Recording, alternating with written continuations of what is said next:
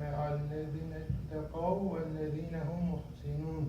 قال الله تعالى في كتابه الكريم: أعوذ بالله من الشيطان الرجيم بسم الله الرحمن الرحيم وأوحى ربك إلى النحل أن اتخذي من الجبال بيوتا ومن الشجر ومما يعرشون. صدق الله العظيم. Allah Jalla Jalaluhu in the Surah An-Naĥl is talking about bees. Very interestingly, bees. Allah Jalla Jalaluhu is saying that, and your Rabb, the translation of Rabb is Lord somewhat, and your Lord inspired to the bee that take among the mountains houses. Allah Jalla Jalaluhu is calling the dwelling place of the bees as houses, and among the trees, and in what they construct, what the people construct. So as we see in this ayah, it's starting, Allah Jalla Jalaluhu is addressing Rasulullah sallallahu alaihi wasallam. It says in the tafsir that, Ya Muhammad sallallahu alaihi wasallam, your Rabb inspired the bee. So what it means is that Allah Jalla Jalaluhu put in his heart, and then only Allah knows, he taught the bee, he inspired the bee. And this ayah is similar to another ayah that Allah Jalla Jalaluhu is saying in the Surah Al-Zilzal, Bismillah ar-Rahman ar-Rahim, بِأَنَّ رَبَّكَ أَوْحَى لَهَا. And this is the similar to the other ayah that we're going to study, because your Rabb, your Lord, inspired it. Okay, let's look at the word inspire. What does it mean? Inspire in English means that to make someone feel that they want to do something. To make someone feel like they want to do something and can do it. Another meaning similar to that is to make someone have particularly strong feeling. And to give someone an idea to do something. So these are the meanings in English, what inspire means.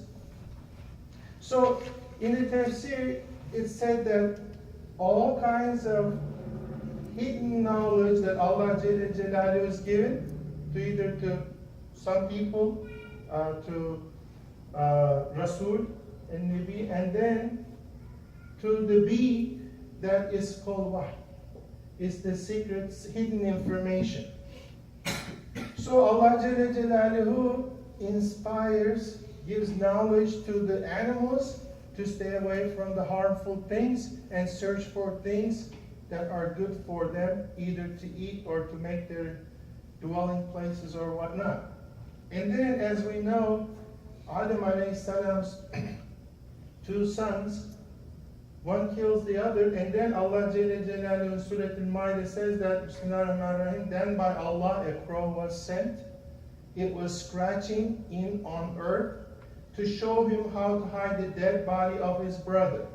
So in the Masnavi, Mawlana Jalaluddin Rumi Rahmatullah alayhi saying that when the crow dug the earth, a big dust storm came up, and then he dug up the earth, and then put the dead crow into the grave. And then he covered it with dirt. This way, the crow, with the inspiration from Allah, possessed knowledge now. With the inspiration from Allah, it says in the ayah, crow came, and then he saw how he did it, and then he did the same way. Zajjaj is saying that it's because bees don't ask, or they don't expect anything in return for making honey and putting it to the use for people and other animals too. They benefit from that. And they do it without asking for anything in return. That's why the word An-Naĥl means that ihsan, favor, benefit. So just to mention Allah Jalla Jalaluhu mentioning the bee in the Quran is honor for them. That's good enough for them. In another book, it's called the Ajaib al-Mahlukat, the Eid al-Fitr, that day is the day of Rahmah, because that day Allah Jalla Jalaluhu inspired the bees to make honey. In another book, Hayatul Hayawan, life of animals, is that even though to eat honey is allowed, and it's saying that to eat the bees is not halal, it's haram to eat the bees. And then it's makruh, it's not advised to kill or sell them. Abu Hanifa is saying that to sell bees is not sahih, it's not good either. So in the ayah, it's mentioned that the mountains, but not all mountains, of course, not all mountains are suitable for bees to have their hives, and also trees, not all trees, and also the structures that people build. And it's saying in the tafsir that it doesn't include every mountain, every tree, every structure, but the ones that are suitable for the bees to make their hives.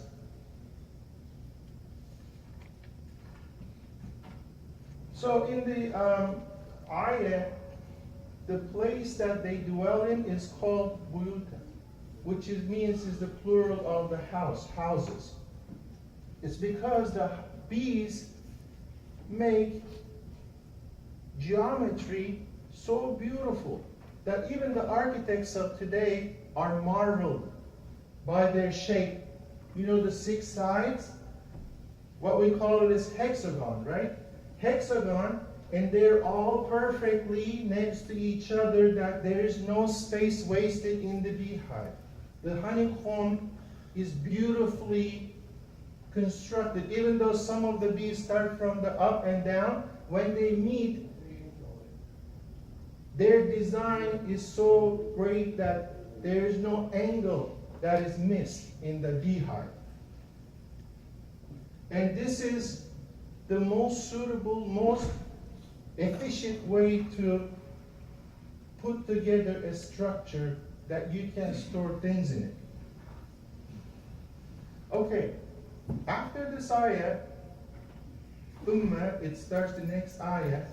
After Allah Jalla Jalaluhu described where they put their dwelling and they're inspired by Allah, Allah Jalla Jalaluhu is saying in the next ayah is that Bismillah ar-Rahman ar-Rahim, ثُمَّ كُلِي مِنْ كُلِّ الثَّمَرَاتِ فَاسْلُكِ سُبُلَ رَبِّكِ ذُلُولًا يَخْرُجُ مِنْ بُطُونِهَا شَرَابٌ مُخْتَلِفٌ أَلْوَانُهُ فِيهِ شِفَاعٌ لِلنَّاسِ إِنَّ فِي ذَلِكَ لَآيَةً لِقَوْمٍ يَتَذَكَّرُونَ صدق الله العظيم. And then in the next ayah, Allah Jalla Jalaluhu is saying that then eat from all the fruits. Of course, we understand that Allah Jalla Jalaluhu is addressing the bees now. Eat from all the fruits. So this shows the plenty, all the fruits. And then continuation of the ayah, and follow the ways of your Rabb. Follow the ways of your Rabb. So Rabbul Alameen is not just the Rabb of human beings, but bees too. And then what that means in the tafsir is that, like, follow the ways means is that when bees go out of their hive and look for fruits or the flowers, they know their way to get back. Allah Jalla Jalaluhu gives them the inspiration and the knowledge to follow the path, all the path, and then have the inspiration and the knowledge to get back to where they started from.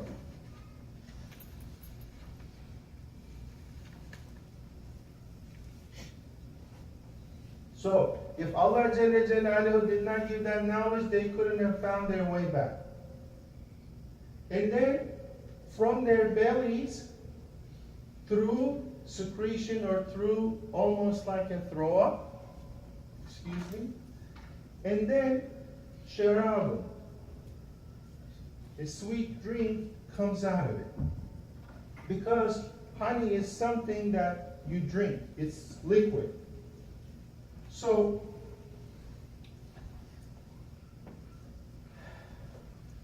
Sayyidina Ali rahmatullah alayhi is saying that the most precious thing that people wear is made out of a worm. And the spit of that worm, which is silk.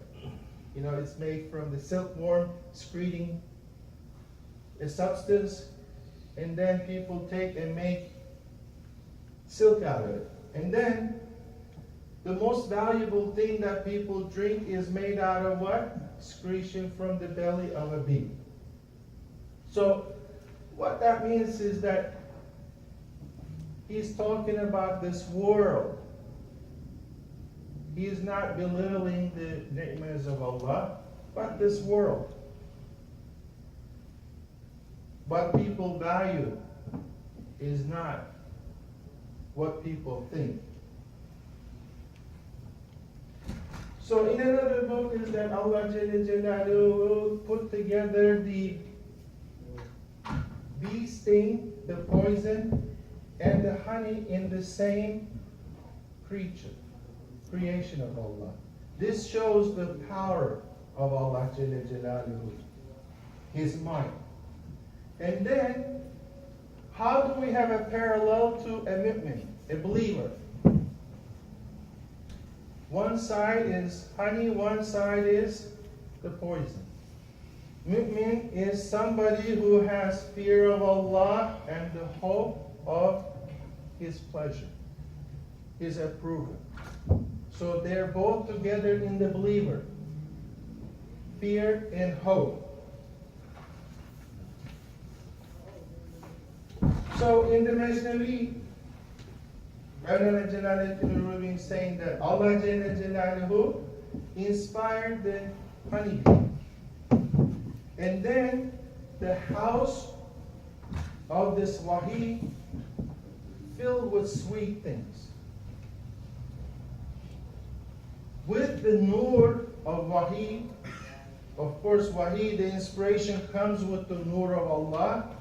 And then the bees filled up the world with what? Honey and honeycomb. But then, in the Surah Al-Isra, Allah Jalla Jalaluhu is saying that Bismillah ar-Rahman ar-Rahim, and indeed we have honored the children of Adam. Indeed, we have honored the children of Adam. So, the wahi that comes to bees, how about the wahi that comes to Rasulullah? There's different names of the honey. One of them is that Al-Hafizul Amin, because if you put things into honey, it preserves it for a long time. So if you put a fruit in it, it takes almost 6 months before it goes bad. So honey protects the things that is put in it. Rasulullah sallallahu alayhi wa sallam loved honey. And sweets, of course.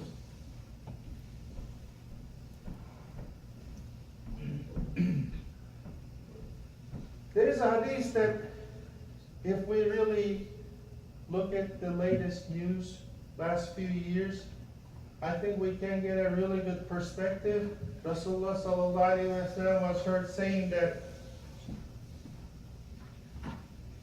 the first ni'mah that will be lifted, will be taken away from earth is honey. The first ni'mah will be taken away from earth is honey.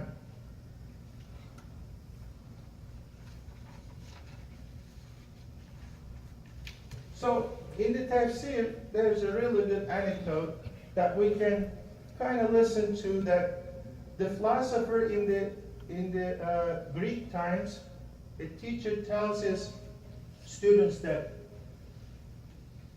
I want you guys to be like the bees in the hive.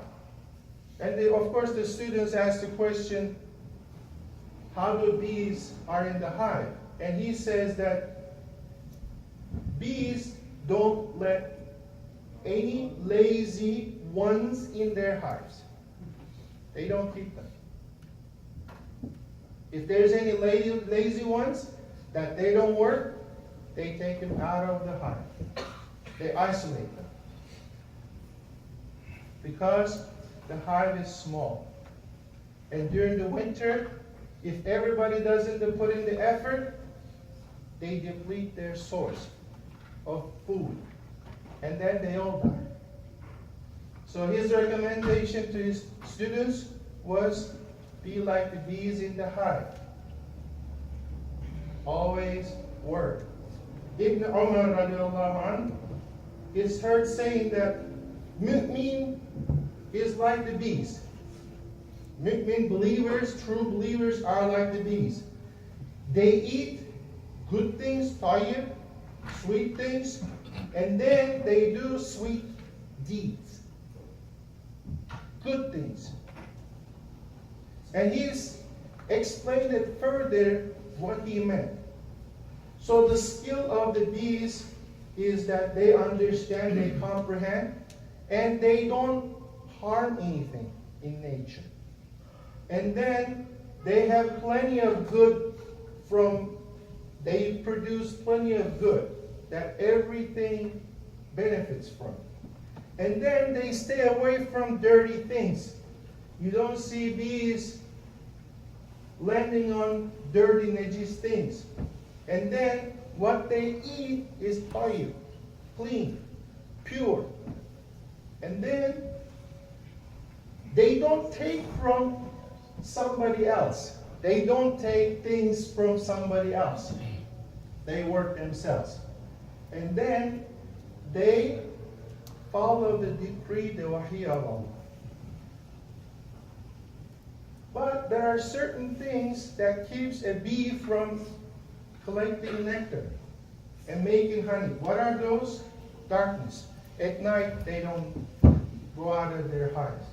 And then if it's cloudy, raining, there's windy, if there's smoke, that's how they get the bees out of the hive. And water and fire. Okay, so he's saying that mu'min is like that. And certain things keeps a believer from doing good deeds. What are they? Okay, the darkness is what? Ghafla. Not caring. Darkness. That's what keeps a believer from doing good deeds. Not caring. And then hesitation and doubt. That's the clouds in the sky. Doubt and hesitation. Should I do good deeds? Hesitate, doubt. If I do it, what happens? If I give money to a poor person, why don't they work themselves? Why do I need to give it to them? Doubt, hesitation. And then fitna, the wind of fitna, provocation among the ummah. They spend time with talking about each other, and this madhab, and this way, and this jamaat, and this everything, right?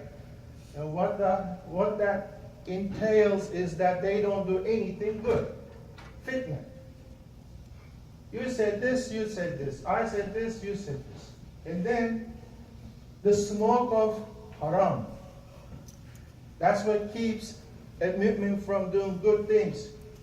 When body consumes something not allowed, it won't listen to you. And then flood of excess of everything. Having multiple possessions, more than what you can manage, which takes up your time. You don't have time to do your ibadah. Excess, more than what we need. And then sorrow and sadness is the fire. When somebody is in sorrow and despair and sadness, they don't do good deeds. They keep to themselves. So these are the things that keep a true believer. Ibn Umar says, radiallahu anh, that keeps a mu'min from doing good things. So some Mufassirin says that honey is shifa, healing to everything, and then some says it's for some only certain things. So Allah knows best. Honey can be used as shifa as by itself, or it could be like a paste can be made from a mixture of other things that are good for a human being, and then they can be mixed together. As we know, sugar is invented lately. Before that, people consume honey as like sugar. And then all the medicine, they used honey.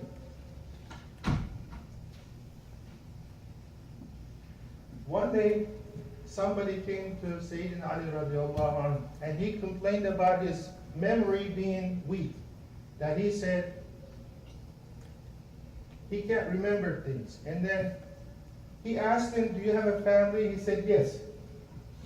And then he gave him this advice. He said, okay, tell your wife to give you $2. Well, today is $2 from his meher. Meher is that she gets when they get married. And then with that money, go buy some milk and honey, mix it together with the rainwater together and drink it. That will be shifa to you. And he did that and his memory was restored. Because all these things in the Quran were what? Mentioned as mubarak. Only honey was mentioned in the Quran as substance that you can drink that gives shifa. Quran is mentioned as shifa also, but honey is the only one that was mentioned as shifa. Aisha radiallahu anha says that Rasulullah sallallahu alayhi wa sallam used to love sweet edible things and honey. And then in another hadith, Ibn Umar says that radiallahu anhu, Rasulullah sallallahu alayhi wa sallam married his hair with honey. It was narrated from Abdullah that the Messenger of Allah, Rasulullah sallallahu alayhi wa sallam, said that you should take the two that bring healing, honey and the Quran. And another hadith from Ibn Majah, it was narrated from Abu Hurairah, radiallahu anhu, is that Rasulullah sallallahu alayhi wa sallam said that whoever eats honey 3 mornings every month will not suffer any serious illness.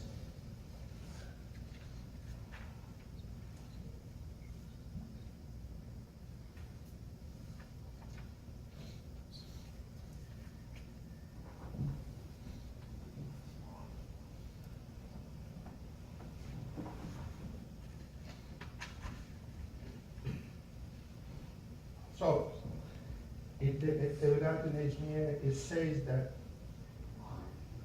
even though there's an indication in this ayah that all the species are different in the world and in the universe, actually, if there's anything living outside the world, it's different, okay?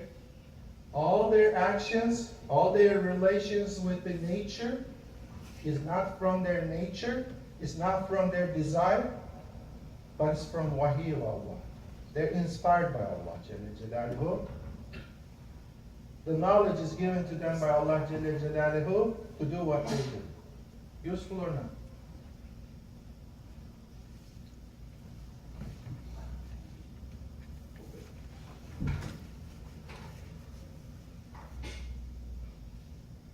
So, the final note is that Allah Jalla Jalaluhu is saying in the Mu'mineen, Surah Al-Mu'mineen, Bismillahirrahmanirrahim, Ya ayyuha ar-rusulu kulu min tayyibati wa'malu salihan inni bima ta'maluna alim. Sadaqallahu al-Azim. O messengers, eat of the good things, and do righteous deeds, good deeds, righteous deeds. And Allah Jalla Jalaluhu reminds us that indeed I am all knower of what you do. So, eat of the good things, tayyib, like the bees do. Allah Jalla Jalaluhu gave inspiration, and then do righteous deeds. May Allah, inshallah, follow His advice that He has given to messengers in the Quran.